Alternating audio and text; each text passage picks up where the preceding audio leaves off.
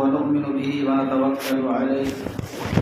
ونعوذ بالله من شرور أنفسنا ومن سيئات أعمالنا من يهده الله فلا مضل له ومن يضلله فلا هادي له ونشهد أن لا إله إلا الله وحده لا شريك له ونشهد أن سيدنا وسندنا ومولانا محمدا عبده ورسوله وصلى الله تعالى عليه وعلى آله وأصحابه وأزواجه وذرياته وآل بيته وبارك وسلم تسليما كثيرا كثيرا. أما بعد فيا أيها الناس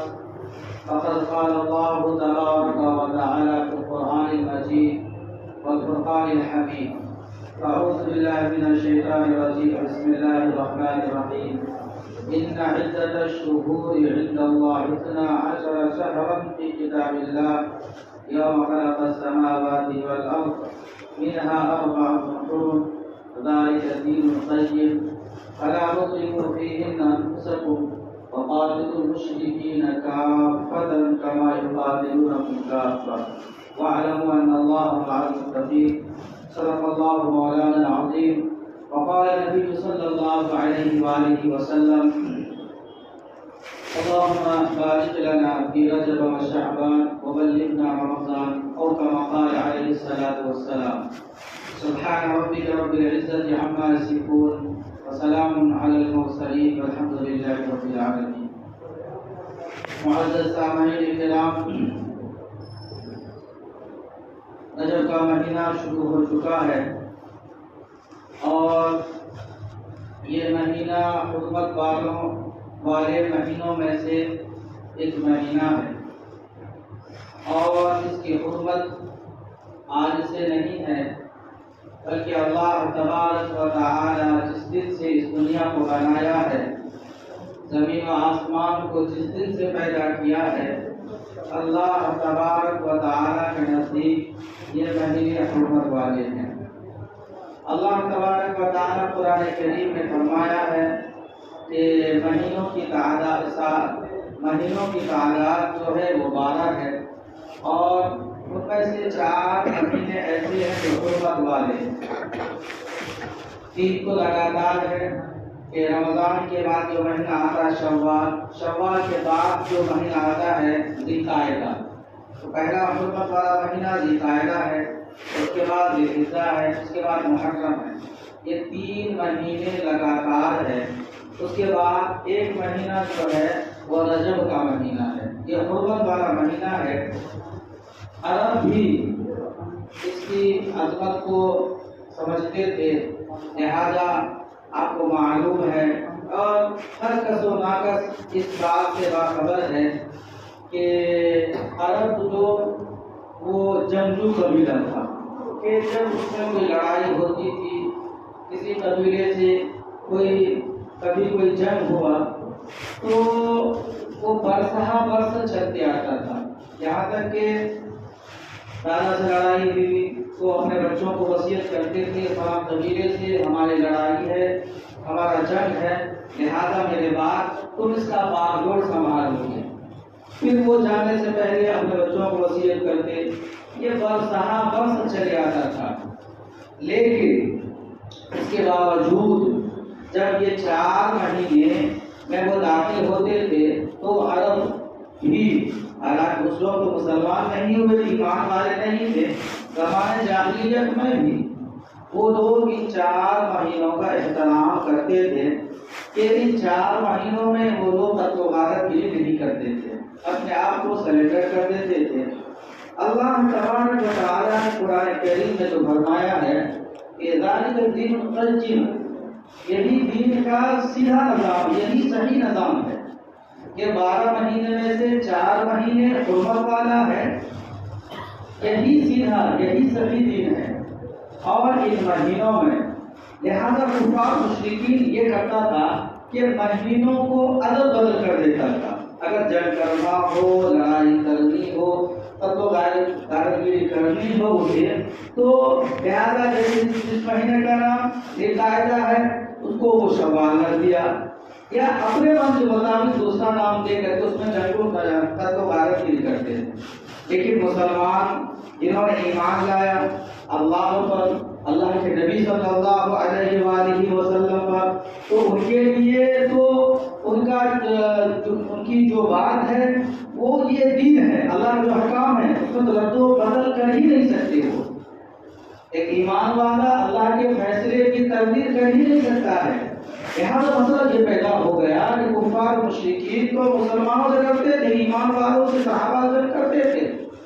اللہ تبارک و تعالیٰ نے فرما دیا وَلَا تَظْلِمُوا أَنفُسَكُمْ کہ تم اپنے آپ پر ظلم مت کرو، مطلب تم اپنے آپ سے پہل مت کرو جنگ کرنے کی۔ اگر تم جنگ کرو گے اپنی طرف سے ان مہینوں میں تو تم پھر کیا ہے کہ تم اس احکام کے خلاف کرنے والے ہو جاؤ گے، اللہ کے احکام کو توڑنے والے ہو جاؤ گے۔ لیکن اگر وہ تم سے قتال کر رہا ہے، وہ جنگ کر رہا ہے، پھر تمہیں اجازت ہے، پھر تمہیں اجازت دی گئی ہے، تم اپنی دفاع کے لیے تم لڑ سکتے ہو۔ اسی لیے کہا گیا ہے کہ مسئلہ یہی ہے کہ ایک آدمی تو کسی پر حملہ نہیں کر سکتا، کسی کو نہیں مار سکتا، لیکن اگر اس پر کوئی حملہ کر رہا ہے تو اپنی دفاع کے لیے وہ قدم اٹھا سکتا ہے، اپنی دفاع کے لیے۔ یہ شریعت نے بھی اجازت دی ہے، تو ایسا کوئی تھوڑی ہے ایک آدمی کو کوئی پٹائی کر رہا ہے وہ دونوں ہاتھ بن کے کھڑا نہیں کہ مجھے معلوم ہے تو یہ حرمت والا مہینہ ہے، یا رہی بات کہ بھائی ہمیں اجازت نہیں دی گئی، ہم کیسے ہاتھ اٹھائے، یہ نہیں ہے۔ اپنی دفاع کے لیے انسان اپنی دفاع کر سکتا ہے، اللہ نے حق دیا ہے، اس لیے جہاں بھی کبھی ایسا موقع ملے انسان کو بے بس نہیں ہونی چاہیے۔ آپ کے جسم میں بہت طاقت ہے، اللہ تبارک و تعالیٰ نے اور مرد مومن کو تو سب سے زیادہ طاقت عطا فرمایا ہے۔ قرآن کریم میں فرمایا ہے کہ ایک ایمان والا 10 کا مقابلہ کر سکتا ہے، ایک ایمان والا۔ ایک مرتبہ واقعہ ہے عمر فاروق رضی اللہ تعالیٰ کے دور خلافت میں کہ عیسائی بادشاہ تھا، اس کا لشکر جو ہے 60,000 ہے، 60,000 60,000۔ ان کے مقابلے میں خالد بن ولید رضی اللہ تعالیٰ کہتے ہم 30 کافی ہیں، 30 جانے لگے تو دوسرے صحابہ نے کہا یہ بہت کم ہے، لہذا 30 اور لے لو، تو 60,000 کا مقابلہ صرف 60 صحابہ کیے ہیں اور لوہے کے چنے جموا دی ان لوگوں کو۔ 60,000 کا مقابلہ صرف 60 صحابہ کیے۔ یہ کیا غیرت تھی، یہ ایمان کا جوش تھا، ایمان کی طاقت تھی، یہ فرمان نبی صلی اللہ علیہ وآلہ وسلم پر عمل کا یہ طاقت ہے ان پر۔ تو انہوں نے یہ کر کے دکھایا ہے اور کہتے ہیں کہ وہ میدان چھوڑ کر کے بھاگ گیا، میدان چھوڑ کر کے بھاگ گیا۔ لہذا مطلب کہنے کا مقصد یہ ہے اپنے آپ کو بے بس نہ سمجھے، اللہ تبارک و تعالیٰ نے آپ کو طاقت دیا، آپ کو قوت دیا، اپنے دفاع کے لیے کوئی بھی ہو، کہیں کا بھی رہنے والا ہو، کسی مذہب سے اس کا تعلق ہو، اپنے آپ کو بے بس نہ سمجھے کہ کوئی مار رہا ہے، ارے بھائی میں کسی کو بڑھانے کے لیے نہیں، ہم جو دیکھ رہے ہیں ہمارے سامنے جو واقعات آ رہا ہے 10 کو نہیں ہم ایک کو قابو کر سکتے ہیں، تو کس کی کیا مجال ہوگا، کس کی کیا مجال ہے کہ اگر وہ یہ چاہے گا کہ میرا بچہ جا کر کے کسی کے شکنجے میں پڑ جائے، کوئی اپنے بچے کو ہلاک ہونا دیکھنا نہیں چاہتا ہے۔ لہذا میرے محترم ہماری ایمانی غیرت ہونی چاہیے۔ لہذا میں کہہ رہا تھا کفار مشرکین یہ کیا کرتا تھا، تو اللہ نے تبارک و تعالیٰ نے فرما دیا کہ تم سے اگر وہ جنگ کرتا ہے، تم سے اگر لڑائی کرتا ہے، ان کے طرف سے اعلان کیا جا رہا ہے تو تمہیں اجازت ہے اپنے دفاع کے لیے، تم بھی لڑ سکتے ہو۔ لہذا میرے محترم یہ حرمت والا مہینہ ہے۔ اس کے بعد میں نے آپ کے سامنے ایک روایت پڑھی ہے، پیارے آقا صلی اللہ علیہ وآلہ وسلم نے فرمایا اللہم بارک لنا فی رجب و شعبان وبلغنا رمضان۔ رجب کا مہینہ داخل ہو چکا ہے، لہذا ہر مسلمان کو چاہیے کہ اس دعا کو پڑھ لیں۔ پیارے آقا صلی اللہ علیہ وآلہ وسلم پڑھا کرتے تھے، لہذا جو نہ پڑھے وہ بھی پڑھ لیں۔ اللہم بارک لنا فی رجب و شعبان وبلغنا رمضان۔ اے اللہ، کون دعا کر رہے ہیں، کون دعا کر رہے ہیں، سرکار دو جہاں دعا فرما رہے ہیں، اے اللہ ہمارے لیے اس مہینے میں برکت رکھ دیجیے اور ہمیں رمضان تک پہنچا دیجیے، ہماری عمر اتنی عطا فرما دیجیے کہ میں رمضان تک زندہ رہوں۔ پیارے آقا صلی اللہ علیہ وآلہ وسلم دعا فرما رہے ہیں، اے اللہ ہمارے لیے اس مہینے میں برکت عطا فرما دیجیے۔ وہ ہمارے لیے مطلب یہ ہے کہ ہم سب کے لیے ہے، اپنی امتی کے لیے یہ دعا فرما رہے ہیں کہ اللہ تبارک و تعالی ہمارے امتیوں کے اس مہینے میں برکت عطا فرما دیجیے اور ہمیں رمضان تک پہنچا دیجیے۔ لہذا علماء کرام فرماتے ہیں یہ مہینہ جو ہے رجب اور شعبان جو ہے یہ رمضان کی تمہید ہے، مقدمہ ہے۔ آپ کوئی کتاب پڑھتے ہوں گے، کسی زبان میں ہو، کسی بھی زبان میں ہو، وہ کسی بھی لینگویج میں ہو، تو کتاب کو شروع کرنے سے پہلے ایک دیباچہ لکھتے ہیں، مقدمہ لکھتے ہیں، کچھ اس کتاب کے جو اچھائی ہے اس کتاب کے بارے میں انڈیکس تیار کرتے ہیں کہ بھائی یہ کتاب ہے، اس کے اندر یہ چیزیں ہیں، اس کے جو فوائد ہیں وہ مختصر طور پر اس میں لکھ دی جاتی ہے، جو اس کو عربی میں مقدمہ کہتے ہیں، اردو اسے دیباچہ کہتے ہیں، کہ کتاب کے پوری نچوڑ کو ایک دو پیج میں وہ لکھ دیا جاتا ہے یہ کتاب جو ہے کس چیز کے لیے ہے اور کس چیز میں لکھی گئی ہے۔ وہ تحریر ہر کتاب میں ہوتی ہے، کوئی سی بھی کتاب ہو، عربی ہو، اردو ہو، اسی طریقے سے انگریزی ہو، ہندی ہو، کسی زبان کی کتاب لیں، اکثر و بیشتر کتاب میں ہم نے یہ چیز دیکھا ہے کہ کتاب شروع کرنے سے پہلے چند اس کے کچھ اصول ہوتے ہیں اور اس کے کچھ اہم چیزیں اردو لکھی جاتی ہے تاکہ پڑھنے والے کا ذوق بڑھے، پڑھنے والے کا شوق بڑھے، پڑھنے والے کا دل اس طرف راغب ہو۔ اللہ تبارک و تعالی اسی طریقے سے آنے والا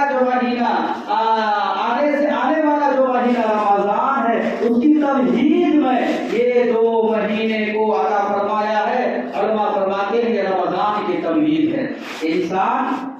اب چست و چاوت اور چست ہو جائے، انسان کا جستجو بڑھے، ان کی رغبت بڑھے کہ آنے والا مہینہ بہت ہی عظیم الشان مہینہ ہے، بہت ہی فضیلت والا مہینہ ہے، بہت ہی اہمیت کا متحمل ہے، لہذا اس کی تیاری کرنے کے لیے ابھی سے کوشش شروع کر دیں،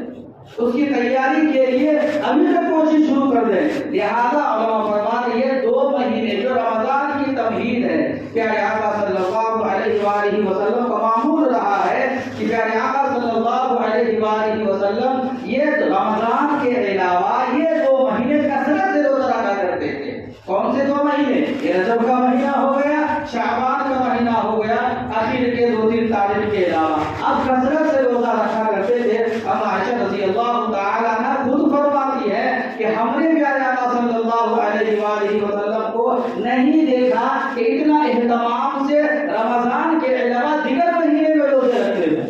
لہذا آپ کثرت سے روزہ رکھا کرتے تھے۔ اب لوگوں کے درمیان یہ مشہور ہو گیا ہے رجب کا روزہ، شعبان کا روزہ، شوال کا روزہ، مہینے کی طرف ہم سب اس کو منسوخ کرتے ہیں۔ میرے محترم، نہ رجب کا کوئی روزہ ہے، نہ شعبان کا کوئی روزہ ہے، نہ شوال کا کوئی روزہ ہے، مہینے کی طرف منسوخ کر دیا، یعنی رکھنا ضروری ہے۔ جیسا کہ رمضان کا روزہ چھوڑیں گے تو گنہگار ہوں گے، اب اسی کو فکر ہوتی ہے کہ رمضان کا روزہ چھوڑنے والا گنہگار ہوگا، اسی طریقے سے یہ ضروری سمجھتے ہیں کہ رجب کا روزہ رکھنا ضروری ہے، نہیں رکھیں گے گنہگار ہوں گے۔ میری والدہ ہر رجب اور شعبان پوچھا کرتے، رات میں پوچھیے کہ بیٹا رجب کا روزہ کب رکھنا؟ ہم نے تو نہیں پڑھا ہے، میرے فلاں آدمی بول رہا ہے کہ رجب کا روزہ ہے بولے، تو ہم نے اسی سے آپ پوچھ رہے ہیں، ہم نے تو نہیں پڑھا ہے۔ شریعت میں رجب کا روزہ نہیں ہے، البتہ یہ ہے کہ اللہ کے نبی صلی اللہ علیہ وآلہ وسلم کثرت سے روزہ رکھا کرتے ہیں، یہ ہے آپ صلی اللہ علیہ وسلم کثرت سے روزہ رکھا کرتے تھے۔ آپ متغیر نہ کریں، آپ جس دن کا چاہے روزہ رکھیں، اس میں کوئی بھی کراہت نہیں ہے، کوئی بھی خامی نہیں ہے، باعث اجر و ثواب ہے۔ اور جب یہ حرمت والا مہینہ ہے، جیسا کہ مثال کے طور پر ایک کپڑا ہوتا ہے، انسان اسے اپنا پہننے کا کوٹ بنا لیتا ہے، کرتا بنا لیتا ہے، اسی کپڑے کے کسی ایک ٹکڑے سے قرآن کا جز بیزان بنا لیتا ہے۔ تو جیسا کہ اگر کرتا ہاتھ سے چھوٹ کر کے گر جاتا ہے اسے اٹھا کے ہم چھوٹتے نہیں ہیں، لیکن اگر قرآن پاک کا جزویدان گر گیا اور اٹھا کے اسے چومتے اسے جھٹکتے، کیوں؟ اس کی جو نسبت ہے اس قرآن سے جڑ گئی، اس کا نسبت جو ہے اس قرآن سے جڑنے کی وجہ سے اس کا عظمت بڑھ گیا ہے، اس کی عظمت یہ بڑھ گئی ہے۔ لہذا یہ مہینہ اشہر حرم میں سے ہے، حرمت والا مہینوں میں سے ہے، لہذا جب بندہ اس میں عبادت کرے گا اس کا ثواب بڑھ جائے گا، مکان کے اعتبار سے، زمان کے اعتبار سے ثواب بڑھ جاتا ہے۔ آپ گھر میں نماز پڑھیں گے، ایک نماز کا ثواب ایک نماز کا ثواب 1 درجہ عطا فرمایا جائے گا، لیکن وہی نماز آپ مسجد میں آ کر کے جماعت کے ساتھ پڑھ رہے ہیں تو حدیث میں ہے 25 سے 27 درجہ ثواب اس کا عطا فرمایا جائے گا۔ نماز ایک ہی ہے، وہی رکعت پڑھیں گے جو ہم نے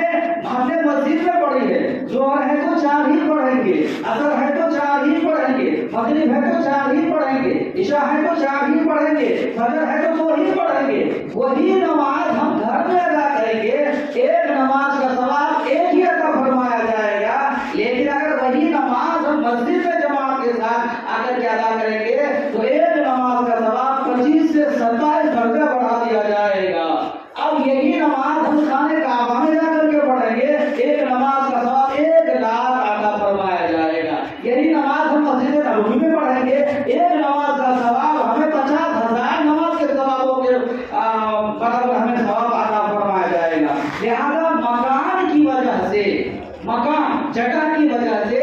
ثواب میں فرق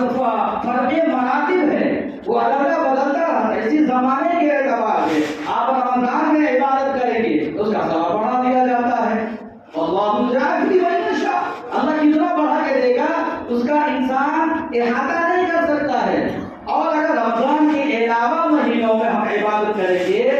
ہم نے کوئی چیز بھی کیا تو وہ فضیلت نہیں رہے گی جو رمضان میں ہمیں عطا کی گئی ہے۔ اسی طریقے سے ایک آدمی دن میں نفل پڑھ رہا ہے اور ایک آدمی رات اٹھ کے تہجد پڑھ رہا ہے، نماز دونوں نفل ہے، دونوں نماز نفل ہے، بس وقت کے بدلنے کی وجہ سے، زمانے کے بدلنے کی وجہ سے ثواب میں فرق مراتب ہے، فرق مراتب ہے کہ تہجد میں اٹھ کے پڑھا اس کا ثواب بہت زیادہ اللہ تبارک و تعالی عطا فرماتا ہے۔ لہذا میرے محترم، اگر ہم اس نیت سے یہ مبارک مہینہ ہے، حرمت والا مہینہ ہے، قرآن کریم میں اس کی حرمت ثابت ہے، لہذا اور پیارے آقا صلی اللہ علیہ وآلہ وسلم کا دستور رہا ہے، آپ کا معمول رہا ہے، آپ کا طریقہ کار یہ رہا ہے کہ آپ صلی اللہ علیہ وآلہ وسلم اس مہینے میں کثرت سے روزہ رکھا کرتے تھے۔ لہذا ان چیزوں کا خاکہ ذہن میں آنے کی وجہ سے، یہ بات ذہن میں آنے کی وجہ سے پھر اس کا ثواب بڑھا دیا جائے گا۔